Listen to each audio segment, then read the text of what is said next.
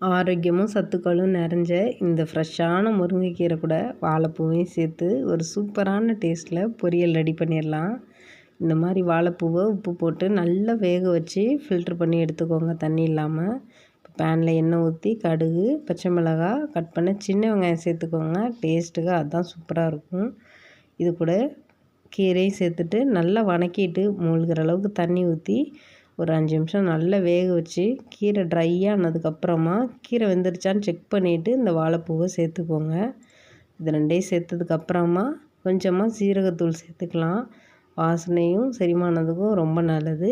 கூடவே தேங்காய் பூ சேர்த்துட்டு 2-3 டைம் பரட்டிட்டு எடுத்துட்டால் போதும். அவ்வளோதான், செம்ம டேஸ்ட்டில் வாழைப்பூ முருங்கைக்கீரை பொரியல் ரெடி. பெஸ்ட்டான காம்பினேஷன்னா ரசம் சாதத்துக்கு தான் இது ரொம்ப நல்லாயிருக்கும். சாம்பார் சாதத்துக்கும் எடுத்துக்கலாம். கண்டிப்பாக ட்ரை பண்ணிவிட்டு கமெண்ட் பண்ணுங்கள். கண்டிப்பாக லைக் பண்ணுங்கள்.